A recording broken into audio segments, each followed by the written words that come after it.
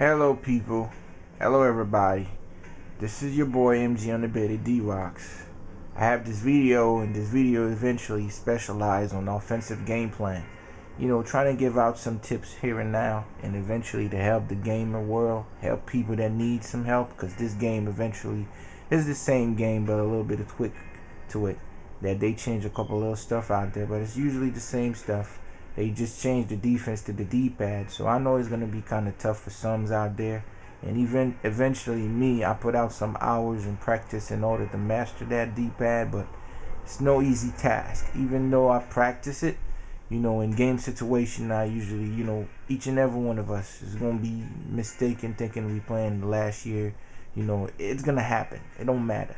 So, this little video today, it's about to teach people about certain situation and when offense, when the opponent come up with an offense and what scheme they need to use, as far as to know what formation or defense that match up the formation that the opponent have, and to be able to have a good edge in the opponent to give them, a little problem in order to stop some plays.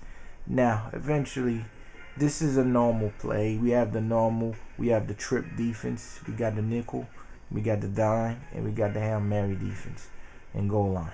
So usually me, when I get in a normal defense is eventually a single back formation, a two tight end or two tight end, a fullback on a running back, or whatever was two wide out and two tight end usually is a normal defense. And so if they have three tight end and fullbacks, it's eventually a goal line situation. So when it's normal, usually two wide out. Me usually, in first down, I always know my opponent gonna probably run the ball before anything. So eventually you gotta be able to get on the field with something rough.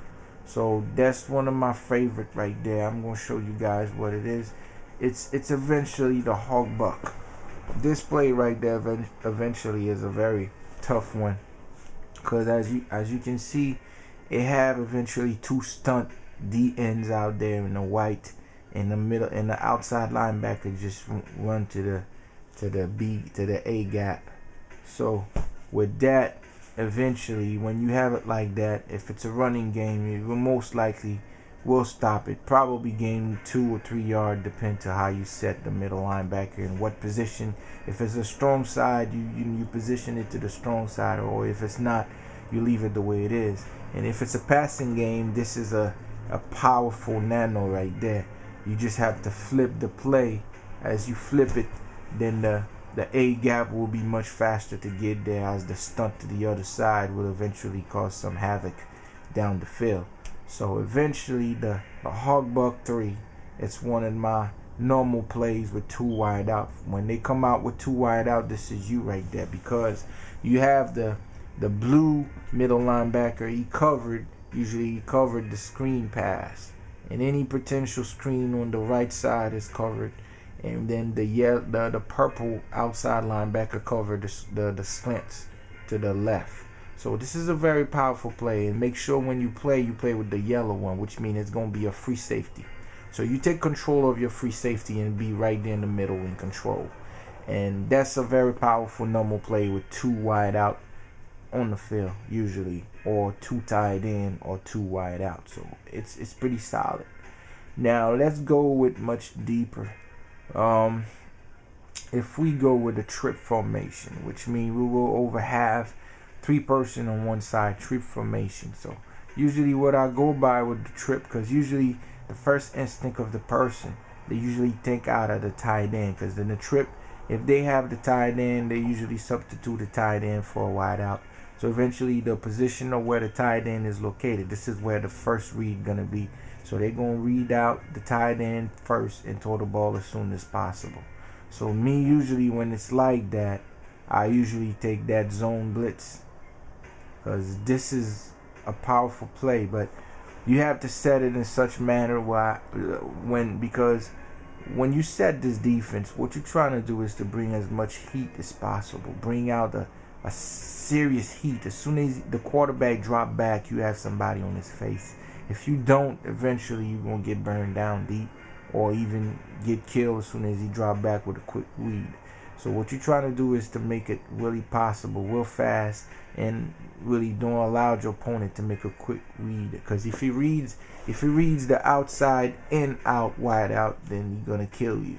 But if you make the right adjustment where the nano is located to the right A gap, then as soon as he hikes the ball, he's gonna be on his back. So it's a very powerful one right there. It stopped the trips. All the trips formation, this one right there solved the problem. So what you're gonna have to do is to bring the yellow one, which means gonna be your DN. You put them on the spy. You throw your DN on the spy, and the outside linebacker, you take control of them and play with the outside linebacker. So once the tight end make the quick slant to the right, your blue corner gonna stop them automatically. So what you're gonna do is take control of that outside linebacker and throw him to the purple, make him in the purple so you can cover the outside wide out. They're gonna make the quick outside slant. So you do that and you'll be just fine. So this is what I use for it. It's a zone blitz. So I'll give that a 5-star for the trips formation. Now let's go for nickel. Well, eventually nickel is when it's 3 or 4 wide out. Usually I use the nickel for 3 wide out. 3 wide out and 2 running back. So usually the trips attack usually is a good formation for it. And yeah, so I usually use the nickel for it. Nickel, my best play for the nickel, usually when they have 2 running back on the backfield, I usually use the cover 3 press, because you have a stunt on the D line. So automatically, if you have 2 good outside DNs, especially people that play with the Colts or other good DN teams, this is a killing play right there, because the cover 3 press, eventually what it does is just create the heat with 4 players and then everybody covered. So eventually with a team like the Colts, you can't usually use that play all game. If you winning, if you up, the opponent has to pass the ball, then that's your play right there. If you put your opponent in an awkward situation where he needs to pass the ball, that's your play right there. A cover 3 press, I give that a 5-star. So any formation with 3 wide receivers or 2 running back on the backfield, that's your play right there, the cover 3 press. So just leave it the way it is. Don't do nothing. You just take control with your strong safety. Play with your strong safety, the yellow one, and you'll be just fine. This is you right there, 5-star. And then the dime formation. Dime is for 4 wide out and 1 running back in the backfield. Usually what I'll do is eventually, because they usually make quick read on that one, it's kind of hard to stop it because you need to bring some heat, because the old tackle, the offensive line, react pretty fast in that formation with 4 wide out. So what you need to do is to be able to bring some heat. Sorry about that. Is to be able to bring some heat. So how you do that is to disguise this play, because as soon as they see it, they're gonna start killing you down. You know, so usually I go by 2 plays. I usually go by the 2 zone corner snakes, or this one right there, or the man under.